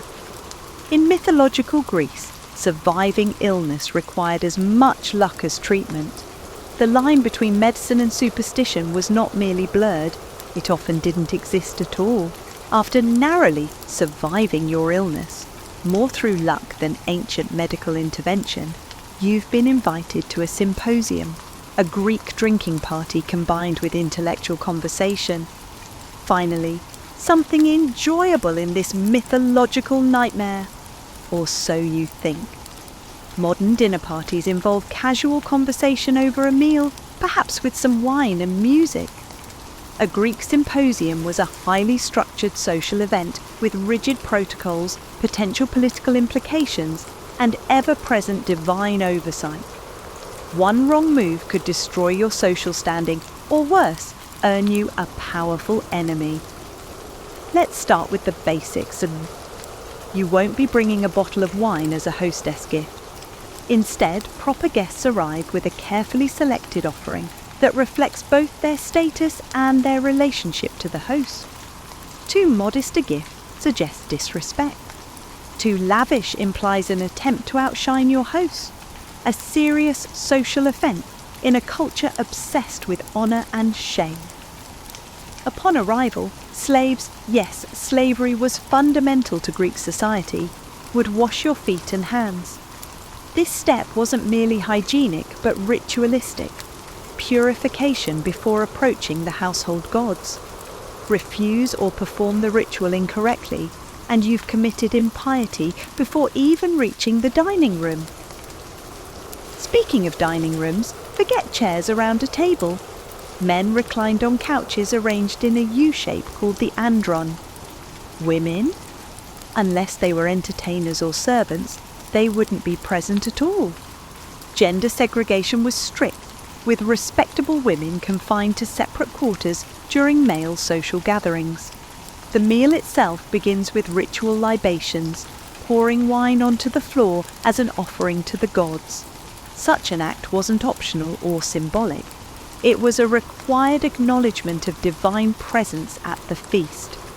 The order matters too. First to Zeus and the Olympians, then to heroes, then to Zeus Soter, Zeus the Saviour, at the end. Mess up this sequence, and you've just insulted the divine hierarchy. Now, about that wine. Greeks never drank wine unmixed. That was considered barbaric and potentially dangerous. Wine was diluted with water in specific ratios, usually 3 parts water to 1 part wine. The symposiarch, master of the symposium, determined the mixing ratio for the evening, and guests were expected to maintain the same level of intoxication. Drinking more or less than others could be interpreted as either self-indulgence or criticism of the host's provisions. The food itself would challenge your modern palate. Expect barley bread, olives, cheeses, figs and various meats, but nothing resembling your typical diet. Beef was rare, reserved for religious sacrifices. More common were fish, pork or goat. Utensils. The utensils were primarily limited to knives and spoons. People mostly ate with their hands, using bread as both food and a napkin. After the meal comes the true purpose of the symposium, structured drinking and conversation. We expected each guest to contribute, whether it was through poetry recitation, philosophical discussion, or musical performance. Having nothing to offer would mark you as uneducated and unworthy of inclusion. Conversation topics weren't random, but often predetermined by the host, frequently touching on politics, philosophy, or current events. Your modern perspectives would be alien and potentially offensive. Express democratic ideals in oligarchic Sparta? You might not leave alive. Question the god's existence in pious Athens? That's how Socrates ended up drinking hemlock. Even humour followed strict codes. Witty banter was expected, but mockery had boundaries. Joke about someone's physical appearance? Acceptable? Question their courage in battle or their family's honour? You've just initiated a blood feud. Entertainment would be provided by hired performers, musicians, dancers, and often courtesans called hetairae. These women were more educated than most Greek wives, trained in conversation and artistic skills alongside sexual ones. Your modern attitudes toward gender equality could emerge inappropriately here, marking you as either naive or subversive. As wine flows more freely, the symposium might devolve into a komos, a drunken procession through the streets. These weren't harmless pub crawls, but potential venues for political demonstration, ritual observance, or violence. During a komos, normal social constraints loosened, but divine oversight remained. Misbehaviour might offend not just your host, but Dionysus himself. Throughout the evening, you'd navigate a minefield of social cues with no guidebook. Which couch position indicates higher status? When is it appropriate to introduce a new conversation topic? Which gods should be invoked before specific discussion? Greeks spent lifetimes learning these unwritten rules. Religious elements permeated the entire experience. That casual toast? It was a ritual invocation crafted with precise wording. The garlands worn by guests? These garlands were sacred to specific deities. Even the arrangement of furniture had religious significance, with certain positions honouring household gods. By evening's end, your head swimming with unaccustomed wine and cultural missteps, you might find yourself having inadvertently insulted an important citizen, challenged religious orthodoxy, or committed accidental impiety, any of which could have consequences ranging from social ostracism to formal charges. As you stumble back to your lodgings, hopefully remembering to make a final libation to ward off wine's negative effect, you realise that even leisure in mythological Greece was a high-stakes performance with both social and divine audiences judging your every move. We haven't even mentioned that your host's political foes may use the symposium to find or create evidence against them, and you. In a world without privacy laws or due process, a single evening's indiscretion could become tomorrow's criminal charge. After your symposium missteps, you've found yourself accused of a crime. Perhaps you inadvertently took wood from a sacred olive grove, failed to observe proper religious protocols, or simply angered someone with enough influence to fabricate charges. Whatever the alleged offence, you're now facing Greek justice, a system that would leave modern defendants longing for even the most flawed contemporary courtroom. First, let's dispel a common misconception. Despite inventing democracy, Athens, and Greek city-states generally, had no presumption of innocence, no professional judges, no trained lawyers, and certainly no DNA evidence. What they did have was a complex web of social obligations, religious implications, and public performance that determined one's fate. Your troubles begin with arrest, typically conducted not by professional law enforcement, but by any citizen who claimed to witness your offence.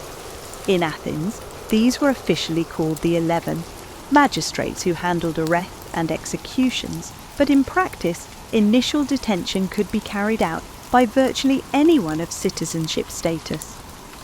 Bail existed, but not as a standardised system. Instead, you would need prominent citizens to vouch for your appearance at trial, citizens with property that could be seized if you fled. As a stranger with no connections, good luck finding anyone willing to take that risk. Pre-trial detention meant imprisonment in conditions that would horrify modern human rights advocates. Greek jails weren't correctional facilities, but holding pens, often private homes or workshops where you'd be chained to a post or placed in stock. Sanitation? Minimal. Food? Food is provided by friends or family, not the state. Without local connections, you might literally starve before your trial date. When your day in court arrives, prepare for a spectacle rather than a sober legal proceeding. Major trials took place before juries of hundreds, sometimes thousands, of male citizens. In Athens, the minimum jury size for serious cases was 501 people, specifically chosen to prevent bribery through sheer numbers. These jurors weren't selected for impartiality, but were ordinary citizens paid a small fee for service. They received no legal training, no instructions on weighing evidence, and were explicitly expected to bring their personal knowledge and biases into deliberations. The trial itself would be time-limited by a water clock, typically allowing each side a few hours to present their entire case. There would be no extended examinations or careful review of the evidence.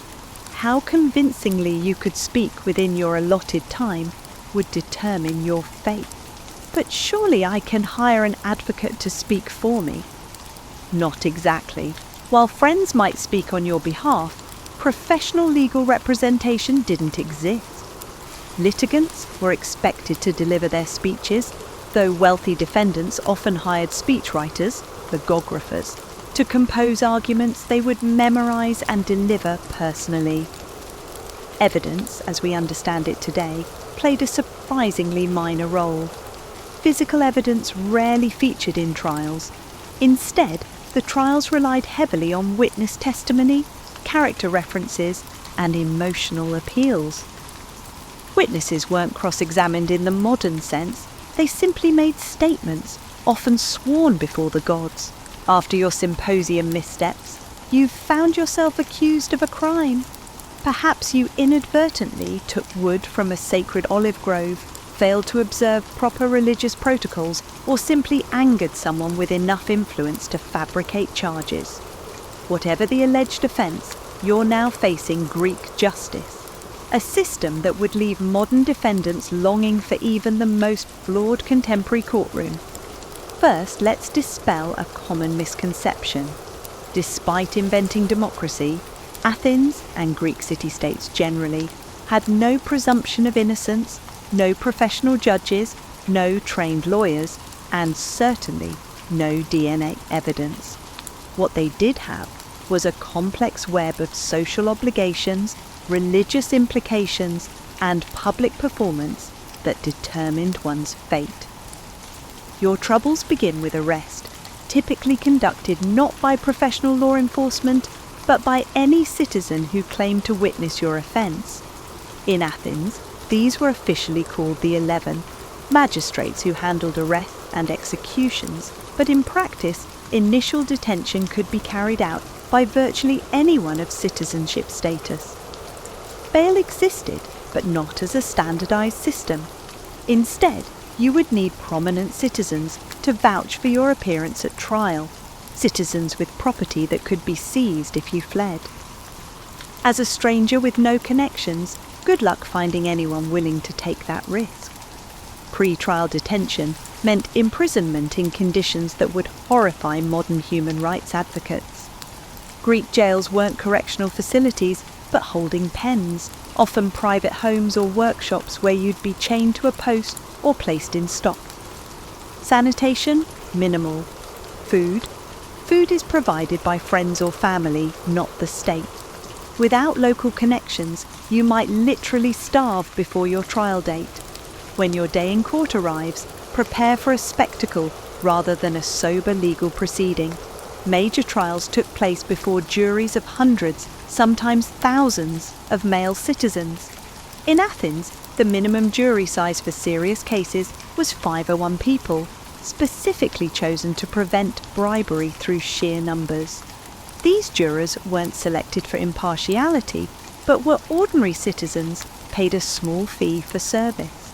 They received no legal training, no instructions on weighing evidence, and were explicitly expected to bring their personal knowledge and biases into deliberations.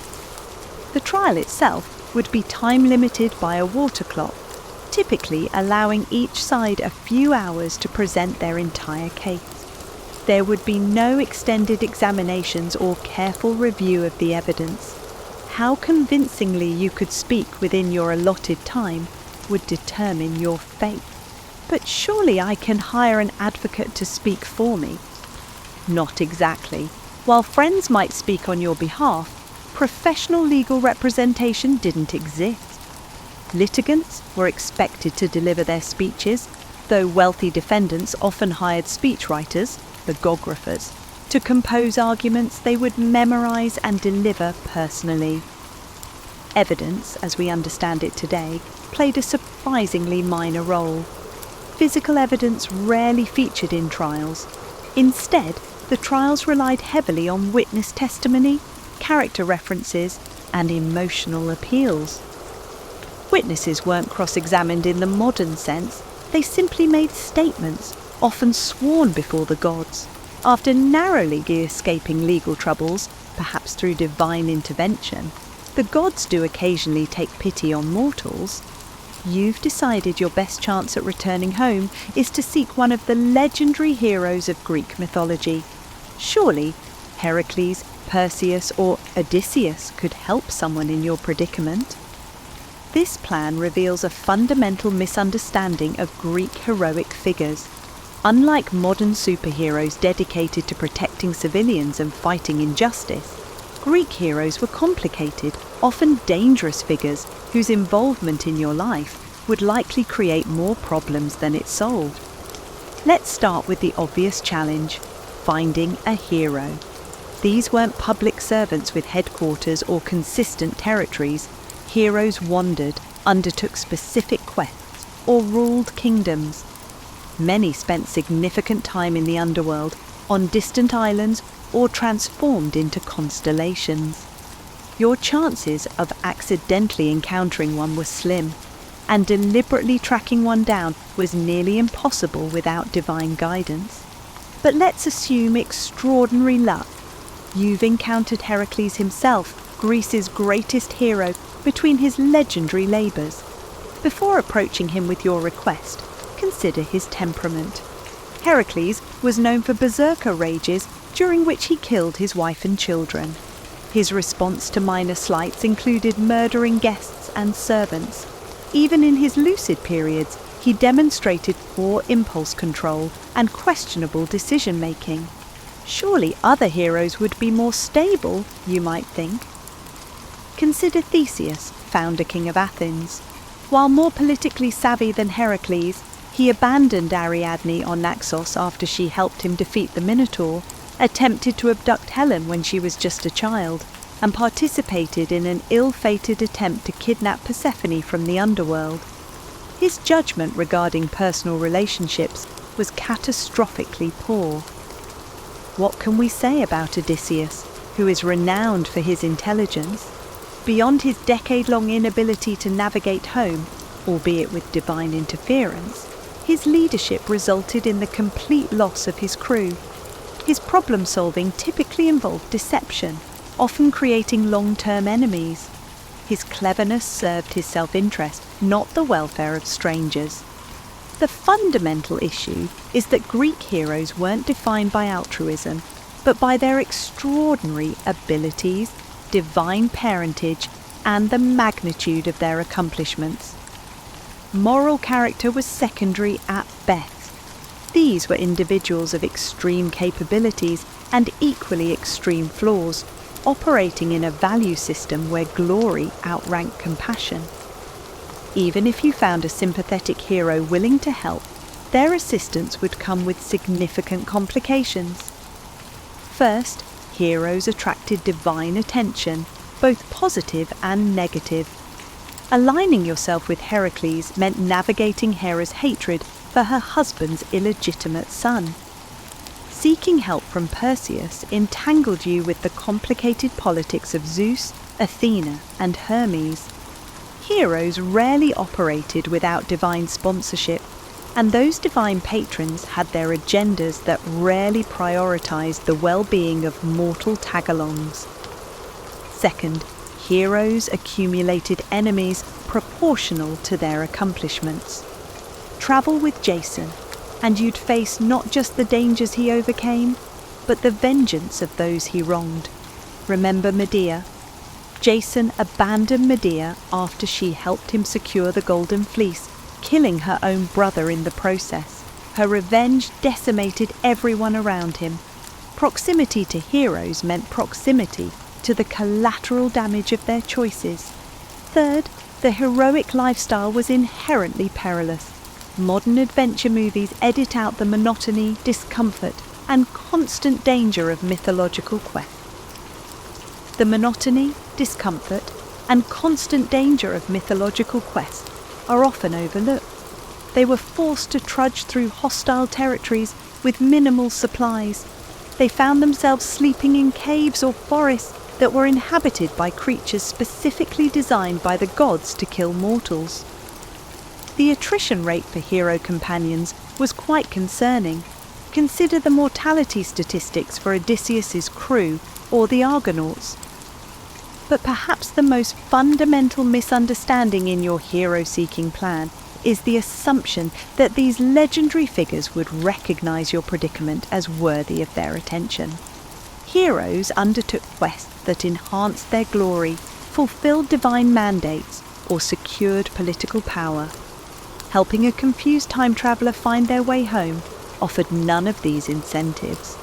The concept of heroism itself differed dramatically in mythological Greece. Modern heroism emphasizes self-sacrifice for others and moral righteousness. Greek heroism centered on arete, excellence and the pursuit of glory. Achilles was considered the greatest hero of the Trojan War, despite actions we would consider war crimes by modern standards. His battlefield prowess outweighed his moral failings. After narrowly escaping legal troubles, perhaps through divine intervention, the gods do occasionally take pity on mortals. You've decided your best chance at returning home is to seek one of the legendary heroes of Greek mythology. Surely, Hercules, Perseus, or Odysseus could help someone in your predicament. This plan reveals a fundamental misunderstanding of Greek heroic figures. Unlike modern superheroes dedicated to protecting civilians and fighting injustice, Greek heroes were complicated, often dangerous figures whose involvement in your life would likely create more problems than it solved. Let's start with the obvious challenge: finding a hero. These weren't public servants with headquarters or consistent territories. Heroes wandered, undertook specific quests, or ruled kingdoms. Many spent significant time in the underworld, on distant islands, or transformed into constellations. Your chances of accidentally encountering one were slim, and deliberately tracking one down was nearly impossible without divine guidance. But let's assume extraordinary luck. You've encountered Hercules himself, Greece's greatest hero, between his legendary labours. Before approaching him with your request, consider his temperament. Hercules was known for berserker rages during which he killed his wife and children. His response to minor slights included murdering guests and servants. Even in his lucid periods, he demonstrated poor impulse control and questionable decision-making. Surely other heroes would be more stable, you might think. Consider Theseus, founder king of Athens. While more politically savvy than Hercules, he abandoned Ariadne on Naxos after she helped him defeat the Minotaur, attempted to abduct Helen when she was just a child, and participated in an ill-fated attempt to kidnap Persephone from the underworld. His judgment regarding personal relationships was catastrophically poor. What can we say about Odysseus? who is renowned for his intelligence, beyond his decade-long inability to navigate home, albeit with divine interference, his leadership resulted in the complete loss of his crew. His problem-solving typically involved deception, often creating long-term enemies. His cleverness served his self-interest, not the welfare of strangers. The fundamental issue is that Greek heroes weren't defined by altruism, but by their extraordinary abilities, divine parentage, and the magnitude of their accomplishments. Moral character was secondary at best. These were individuals of extreme capabilities and equally extreme flaws, operating in a value system where glory outranked compassion. Even if you found a sympathetic hero willing to help, their assistance would come with significant complications. First, heroes attracted divine attention, both positive and negative. Aligning yourself with Hercules meant navigating Hera's hatred for her husband's illegitimate son. Seeking help from Perseus entangled you with the complicated politics of Zeus, Athena, and Hermes. Heroes rarely operated without divine sponsorship, and those divine patrons had their agendas that rarely prioritized the well-being of mortal tagalongs. Second, heroes accumulated enemies proportional to their accomplishments. Travel with Jason, and you'd face not just the dangers he overcame, but the vengeance of those he wronged. Remember Medea? Jason abandoned Medea after she helped him secure the Golden Fleece, killing her own brother in the process. Her revenge decimated everyone around him. Proximity to heroes meant proximity to the collateral damage of their choices. Third, the heroic lifestyle was inherently perilous. Modern adventure movies edit out the monotony, discomfort, and constant danger of mythological quests. The monotony, discomfort, and constant danger of mythological quests are often overlooked. They were forced to trudge through hostile territories with minimal supplies. They found themselves sleeping in caves or forests that were inhabited by creatures specifically designed by the gods to kill mortals. The attrition rate for hero companions was quite concerning. Consider the mortality statistics for Odysseus's crew or the Argonauts. But perhaps the most fundamental misunderstanding in your hero-seeking plan is the assumption that these legendary figures would recognize your predicament as worthy of their attention. Heroes undertook quests that enhanced their glory, fulfilled divine mandates, or secured political power. Helping a confused time traveller find their way home offered none of these incentives. The concept of heroism itself differed dramatically in mythological Greece. Modern heroism emphasizes self-sacrifice for others and moral righteousness. Greek heroism centered on arete, excellence and the pursuit of glory. Achilles was considered the greatest hero of the Trojan War, despite actions we would consider war crimes by modern standards. His battlefield prowess outweighed his moral failings. The gods, monsters and heroes of Greek mythology weren't just entertainment, but attempts to make sense of a chaotic world. We may have replaced divine explanations with scientific ones, religious rituals with institutional procedures, and heroic individuals with collaborative systems. But the fundamental questions remain. How do we survive in an often hostile universe? How do we live meaningfully in the shadow of mortality? How do we balance individual excellence against collective welfare? These questions transcend time, whether contemplated beside an ancient hearth or in a modern living room. The discomfort you'd feel in mythological Greece stems not just from the physical dangers and absent conveniences, but from encountering these existential questions without the buffers and distractions of modern life. So as you settle into what might be your last night in this mythological landscape, watching constellations that tell stories of heroes, monsters, and divine justice, perhaps you've gained something valuable despite your tribulations. a visceral understanding of how far humanity has come, how much we've tamed our environment and systematized our society, and yet how similar our fundamental concerns remain to those of our ancestors who first looked up at Orion's belt and imagined a hero in the stars. Would you survive in Greek mythology times? Most likely, you wouldn't make it past the first day. But in contemplating why, you've engaged with the same human questions that gave birth to these enduring stories, and that might be worth the journey, even if you never find your way home.